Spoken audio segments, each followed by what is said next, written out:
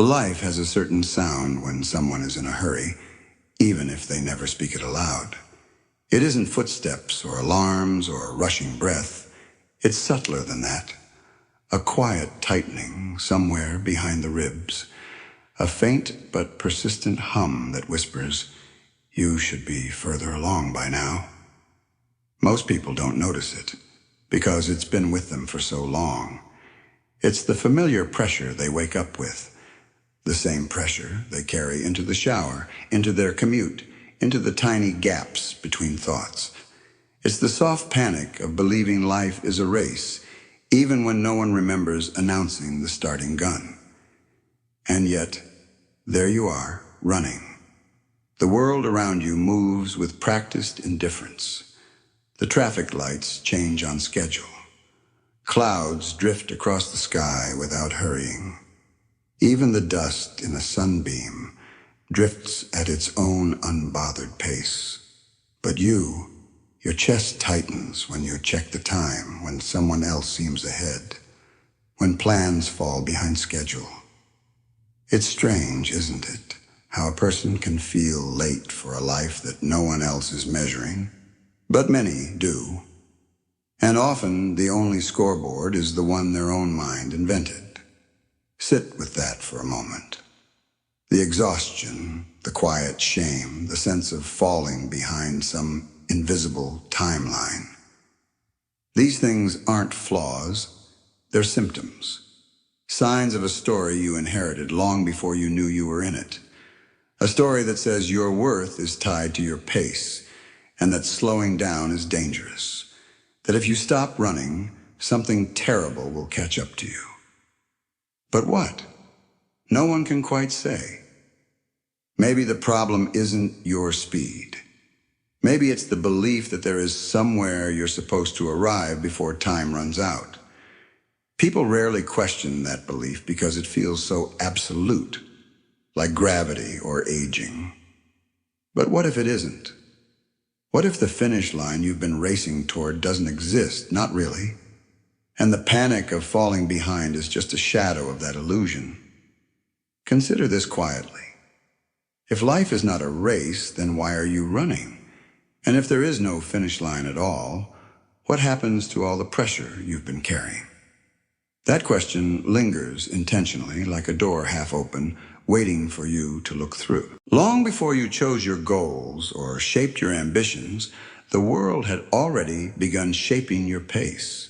The first race you ever ran was not your idea. It began in the soft, innocent places. Living rooms where adults compared you to children who walked sooner, spoke earlier, slept better. It continued in classrooms where grades were arranged in neat columns, where gold stars and red marks drew invisible hierarchies, where your value seemed to rise or fall with each test. You didn't know it then, but these were your first laps. Children don't naturally compare themselves. They learn it the way they learn language, by listening, a raised eyebrow, a disappointed sigh, a congratulatory tone used for someone else's achievement. These things teach faster than any teacher, and slowly, without meaning to, you absorbed a quiet rule. Life is measured. Ranking isn't an event, it's an atmosphere. And the only safe place is ahead. Pause for a breath. Think of how early that seed was planted and how deeply it grew.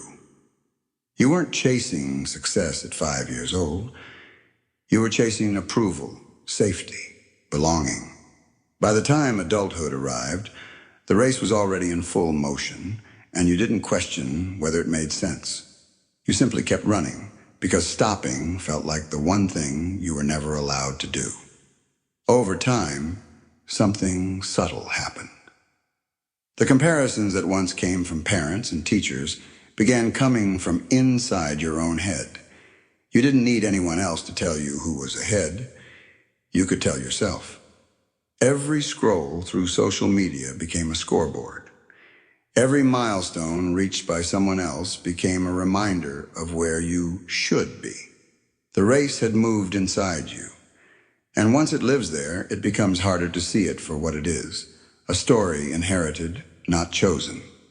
Here's the pivot you rarely hear spoken. Ambition was not born in you fully formed.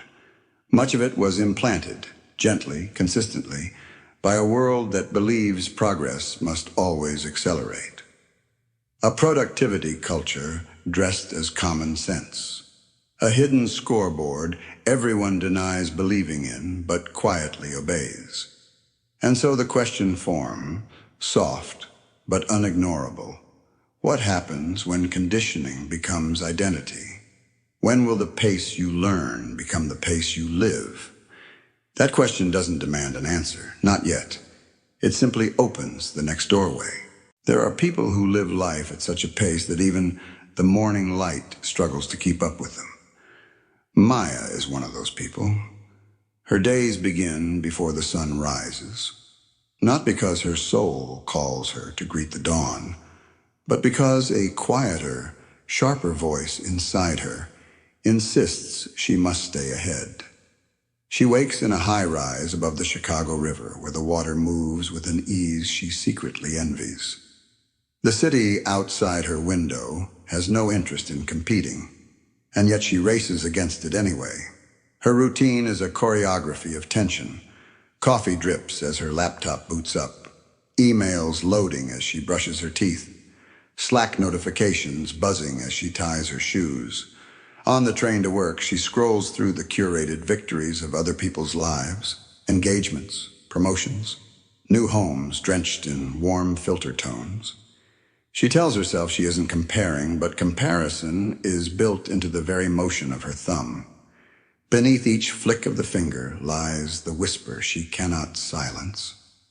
Why am I not there yet?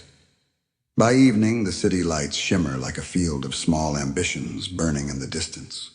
She leaves the office long after most have gone, muscles tight, eyes glazed, heart pacing to a rhythm it never agreed to. She's used to this. The tired triumph of surviving another day that asked too much. But one night, as she steps off the train and begins her familiar walk home, something strange happens. She arrives at her door with her keys in hand, and no memory of the journey that brought her there. Not the sidewalk, not the crosswalk lights, not the strangers brushing past her. The world she moved through left no imprint on her mind. She stands there, stunned, as if waking from a dream she didn't know she was having. Her breath catches in her throat. A quiet fear blooms. If I can't remember my days, am I living them? It is not panic that rises, but recognition, the kind that stings because it feels like truth. Her emptiness is not a failure of effort. It is the byproduct of a life lived too fast, too efficient, too measured. A slideshow she watches without ever stepping into the frame. And as she unlocks her door, she senses something she hasn't allowed herself to feel in years, a question forming, delicate but insistent. What would slowing down even look like for someone who's forgotten how? That question doesn't answer itself. It simply follows her inside, lingering like a shadow with its hand gently on her shoulder. Speed is a seductive lie. It tells you that the faster you move, the more life you'll gather. It promises efficiency, achievement, a sense of momentum that feels like meaning. But speed is clever. It hides its cost until you're deep inside its logic. That's when the paradox reveals itself. The faster you go, the less of your life you actually touch. People rarely question the pace they're keeping. They just wake up one day with the uneasy suspicion that they're behind. Behind what, though? Some imaginary timeline? A version of themselves they were supposed to have become by now? Someone else's highlight reel, masquerading as universal truth? The feeling persists. I should be further along. It echoes through commutes, inboxes, late-night thoughts. It feels personal, but it is not. It is structural, cultural, a collective hallucination that progress is a straight line and acceleration is the only responsible response. If you look closely, you can see the illusion breaking down. The goal you chase keeps moving just out of reach, like the horizon playing a quiet joke on anyone who tries to catch it. The satisfaction you expect from arriving dissolves into the next objective before you can savor it. Your life becomes a wheel of small dissatisfactions, spinning too quickly to notice individually. You're not failing. You're simply running at a pace that makes depth impossible. Imagine sitting at a table with your favorite meal, but swallowing each bite without tasting it. That is what speed does to a life. You accumulate experiences, but you don't absorb them. You arrive at milestones, but they blur together. And afterward, when you try to remember the days, weeks, years, you get fragments, impressions, flashes of moments that should have been whole. The mind can't hold what the body rushes through. There's a humor to it, in a bittersweet way. The more you strain to catch up, the more distant fulfillment becomes. Achievement piles up like souvenirs from trips you barely recall. And the emptiness that follows isn't a sign that you're moving too slowly. It's a sign you're moving too quickly to inhabit your own life. So pause and ask quietly, without judgment, what would you notice if you weren't in such a hurry? The question doesn't accuse, it invites. It gently cracks open a door to a different kind of living, one that isn't measured by how far you go, but by how deeply you are here. That crack in the door, that soft invitation, is enough. It leads naturally to the next revelation, waiting patiently just beyond the threshold.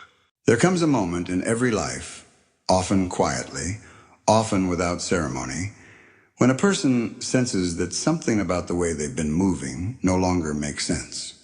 It doesn't arrive with a sudden crash or grand revelation. It comes softly, the way dawn creeps in before you're fully awake. A subtle awareness that the race you've been running might not be real.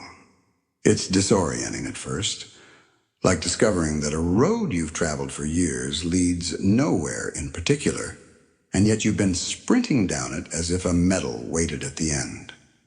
People resist this realization. The mind tightens its grip on old beliefs because illusion can be comforting when it's familiar. The idea of a finish line, even an invisible, undefined one, creates the illusion of direction. It gives you something to chase, something to measure yourself against, something that feels like purpose. And so, when the thought emerges that there might not be a finish line at all, the heart pushes back. If the race isn't real, it wonders fearfully, then what have I been doing all this time? And that question sounds like a threat, but it isn't. It's an invitation. Taking a closer look reveals the truth slowly. The race isn't built into the world. It's built into the mind. It's not woven into nature. Trees don't rush. Oceans don't compete. The moon does not measure its pace. The race is a construct, a story inherited, a lens through which you've been taught to view your life. It feels real because you've repeated it so long that the mind no longer distinguishes between belief and truth. But when you step back from the noise, just slightly, you begin to see its edges, the deadlines, the comparisons, the fear of falling behind. None of them are inherent to living. They're habits of thought, patterns etched into memory, echoes of a world that values speed more than presence. There's a quiet humor in the discovery. All that effort, all that urgency, all that breathless rushing, and the finish line turns out to be imaginary. Yet this is not a loss. It's a release. Because if the race was never real, then neither was the fear of losing it. And what remains beneath the illusion is something far steadier, far kinder. The possibility of moving through life not with pressure, but with awareness. The question then becomes less threatening, more curious. If the race exists only in your thoughts, what happens when you stop running? That question hangs lightly in the air, pointing toward a stillness, waiting just beyond the next breath. There is a particular kind of silence that appears only when a person finally stops moving. Not the silence of an empty room, but the silence inside the body. The one that rises after months or years of being drowned out by motion. It doesn't arrive politely. Stillness has a way of revealing everything you've been avoiding. The emotions you tucked into the corners of your days. The questions you dismissed with busyness. The small aches you said you'd deal with later. When the mind stops sprinting, all of it comes forward, gentle but undeniable. This is why people fear slowing down. It isn't laziness they dread. It's the intimacy of meeting themselves without distraction. Stillness demands honesty, and honesty can feel like standing in a bright, quiet room without armor. But this same vulnerability is what makes stillness transformative. For the first time in a long time, you can actually hear yourself. Not the frantic part, not the competitive part, not the anxious part, but the part of you that has been waiting patiently beneath the noise, the part that speaks in soft truths instead of urgent demands. If you feel something shifting in you right now, a pause you didn't expect, a breath that feels deeper than usual, mark it. Let it matter. And if this moment has made you stop, even briefly, allow yourself to acknowledge it. In fact, you might even like this video simply as a way of saying to yourself, I'm choosing to slow down here. Not for the algorithm, not for me, for you. Sometimes a simple gesture can anchor an intention long enough for it to take root. Stillness is not the absence of life. It is the doorway to it. When you stop rushing, the world doesn't fall apart. It comes into focus. You hear sounds you forgot to notice. The hum of appliances, the distant chatter outside, the soft rhythm of your own breathing. You notice the textures of your own thoughts, the gentle settling of emotions that have been waiting to be felt. It's here, in this unhurried quiet, that clarity begins to form. Not all at once, not in some sudden revelation, but slowly, like a lens coming into focus after being smudged for too long. And so another question rises. Not urgent, not demanding, just present. What clarity have you been outrunning? That question drifts forward with a kind of tenderness, lighting the way into the next moment, the next breath, the next truth. There are some awakenings that don't feel like light entering a room. They feel like dimming, a quiet realization that what once seemed bright and promising has faded into something hollow. That was Daniel's awakening. Not explosive, not dramatic. Just a steady recognition, like noticing the sound of a clock you've lived with for years, ticking louder than you remembered. Daniel's life on paper was exactly what ambition promises. A senior software lead in Seattle, office overlooking Lake Union, a view people would envy. His resume read like a steady climb upward. His salary matched his sacrifices. His boss admired him. His colleagues relied on him. And yet, when he sat alone late at night in that office, screens glowing like artificial stars, he felt less like a man succeeding and more like a man being swallowed by his own momentum. The marriage he once nurtured grew thin around the edges. Conversations with friends became obligations. His guitar gathered dust, strings loosening with time. Even his sleep began to feel optional. He would wake at 3 a.m., mind buzzing with tasks lined up like soldiers waiting for orders. People praised his work ethic, unaware that each compliment was another stone added to the load he carried. Then came the email, the one that was supposed to crown everything, a major promotion, more responsibility, more authority, more speed. His phone buzzed with congratulations, emojis, exclamation marks, all the symbols of modern approval. But something unexpected happened. Instead of feeling victorious, he felt a strange, heavy ache in his chest. Not fear, not joy. Something more like mourning. He didn't understand it at first. He only knew that his hands trembled slightly as he held the phone.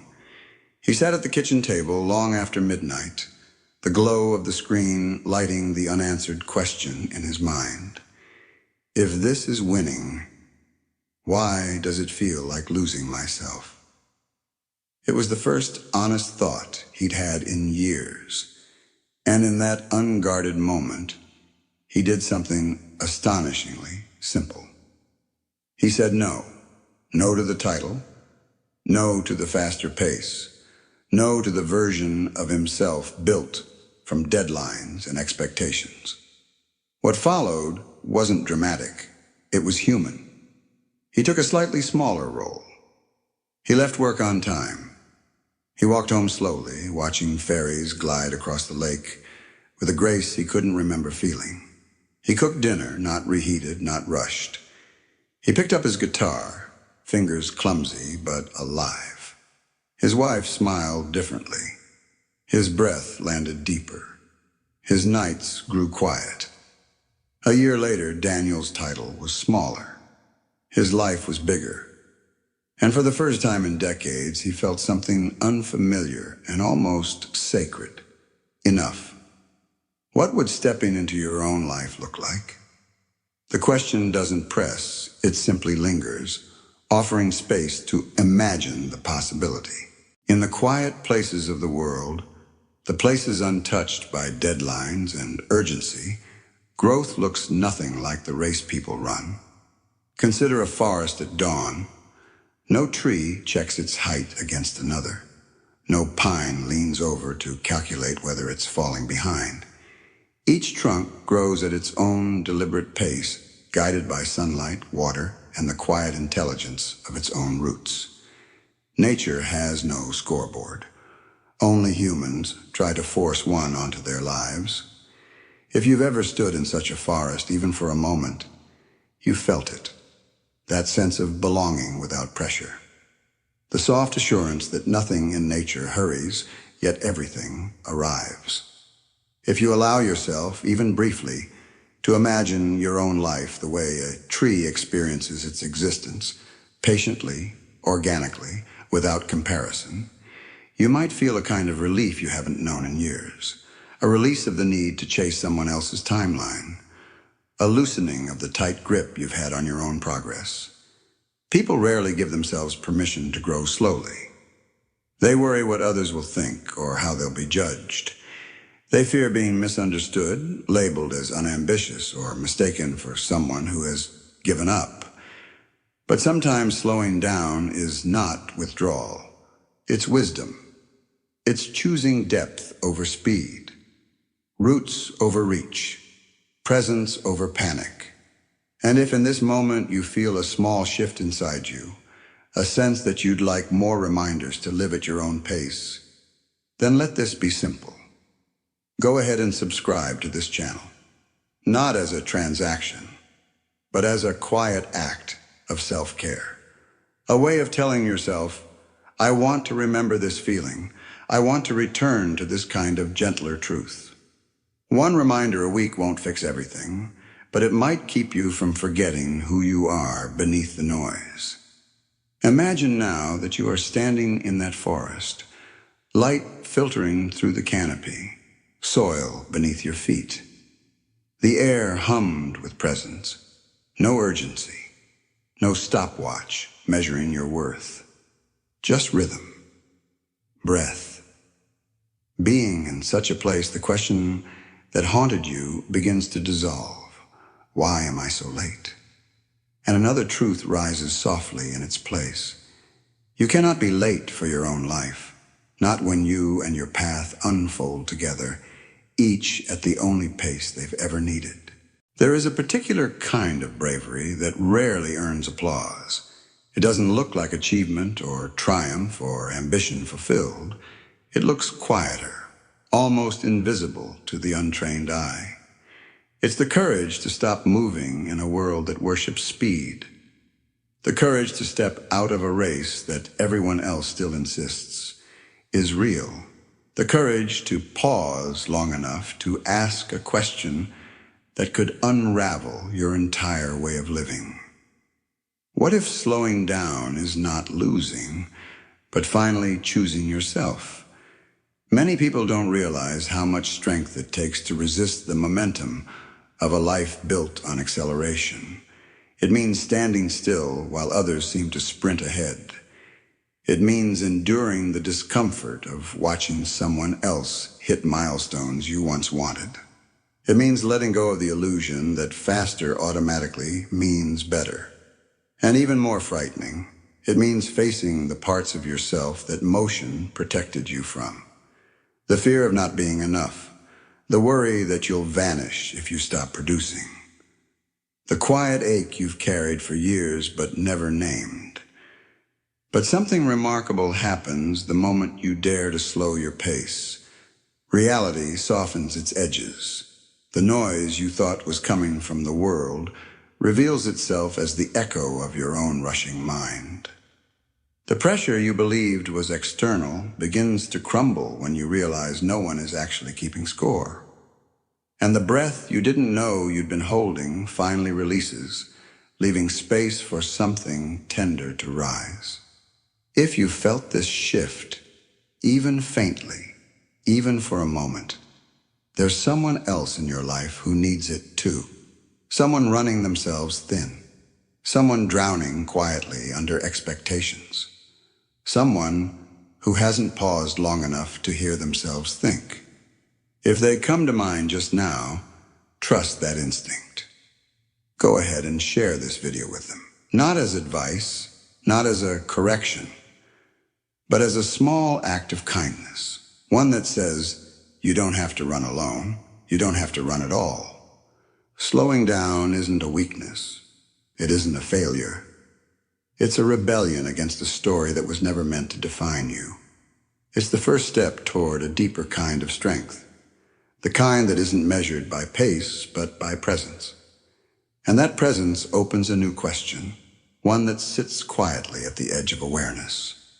What truth might finally surface when you stop running long enough to hear it?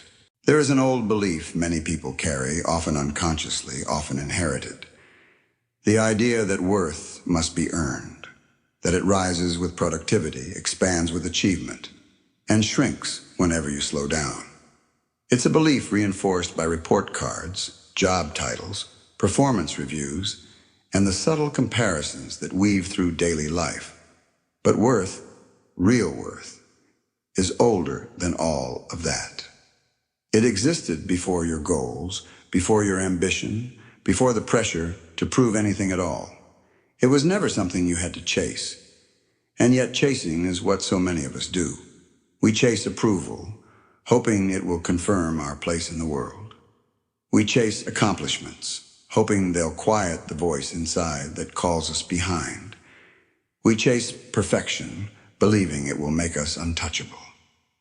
But no amount of speed can outrun the truth. You were never supposed to earn the right to be enough. You were simply supposed to remember it. This remembering comes slowly. It begins when you start questioning the assumptions you've lived with. Why do I tie my value to how much I get done? Why do I believe rest must be justified? Why do I think falling behind means failing at life? These aren't questions meant to unsettle you. They're meant to free you. They peel back the layers of cultural conditioning that taught you to measure yourself by a yardstick that was never yours in the first place. If you feel something loosening inside you as you hear this, don't ignore it. It's the first sign that the old story is beginning to crack. And in that small fracture, a new truth enters. Your pace does not determine your worth. Your productivity does not determine your belonging. Your achievements do not determine your right to breathe slowly and fully. Sometimes saying the truth aloud or writing it is what makes it real. So take a moment if you're willing and leave a comment below. Tell me, what are you ready to stop running from? Your words might be the reflection someone else needed. They might even be the permission you've been waiting to give yourself. And as that truth settles, a new feeling begins to rise. Soft, steady, undeniable. What if this moment, exactly as it is already enough? Growth does not move in straight lines, no matter how many charts or timelines or 5-year plans try to convince you otherwise. It moves more like a spiral, slowly circling outward, returning to places you thought you'd already passed, revealing new depths in familiar terrain. People mistake this for regression, feeling embarrassed when old fears resurface or old patterns reappear. But this revisiting isn't a failure. It's how life teaches. Each return is a chance to see the same truth with a little more clarity, a little more courage, a little more capacity to hold what once overwhelmed you. Think back to moments you thought you'd outgrown, insecurities you believed were gone, anxieties you thought you resolved. They visit again not to punish you, but because you're finally strong enough to meet them without running. The spiral brings them back into view at angles that reveal something you couldn't see before. That's how depth works. That's how understanding matures. And nothing about that movement is linear. People forget this and judge themselves unfairly. They think, I should be over this by now. But the truth is gentler. You're not looping back to the beginning. You're rising, layer by layer. Even if it feels subtle, even if it feels painfully slow, even if the progress is visible, only when looking back with softened eyes. The spiral widens quietly, the way rings on a tree widen year after year, without ever announcing themselves. If somewhere inside you feel that tug, the old urge to speed up again, to fix everything at once, to outrun the parts of you you're tired of meeting, pause here. Let this be a place you can return to. In fact, when that familiar restlessness starts to rise again, when you feel yourself slipping back into the rhythm of the race, let this be simple. Rewatch this video, not as a ritual, not as homework, but as a way of stepping gently back into yourself. Each viewing meets you differently because each version of you sees something new. The spiral isn't asking you to race upward. It's inviting you to recognize that growth is happening, even when it's quiet, even when it's slow, even when it looks like you're circling the same territory. And as the circle widens, another question forms. Soft, patient, unhurried. Where might this spiral lead if you stop pushing and simply allow yourself to rise? There is a particular freedom that arrives only when a person finally sees through the illusion that shaped their life. It doesn't come with trumpets or epiphanies or dramatic collapse. It comes like exhaling after years of holding your breath without realizing it. A quiet recognition that the pressure you carried for so long was never truly yours, that you cannot be late to a life that unfolds only in the present moment, that the finish line you feared missing never existed anywhere outside your imagination. Most people spend their lives in pursuit of some distant there, a version of themselves they believe will finally be worthy, finally be enough, finally be allowed to rest. But each time there is reached, it moves like a mirage receding one step further into the horizon.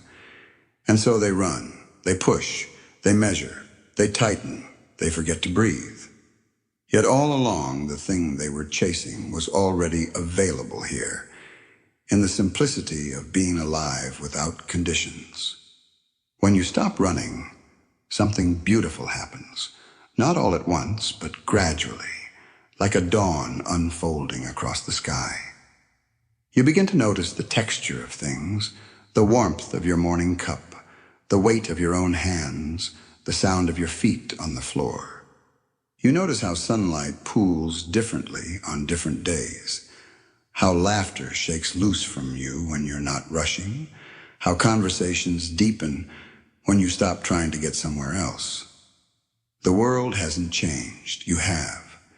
You're finally moving at the speed of your own life. This realization doesn't erase difficulty. Life will still bring challenges, losses, unexpected turns. But without the race, they no longer feel like verdicts on your worth. They become experiences, raw, real, part of your unfolding rather than proof of falling behind. And in this gentler space, something undeniable rises. The understanding that you were never meant to sprint through your existence. You were meant to live it, moment by moment, breath by breath, with the steady trust of someone who knows they belong exactly where they are. So now, as the pace softens and the noise fades, a final question lingers, not demanding an answer, only inviting one. Now that you've stopped running, what do you finally see? Finally,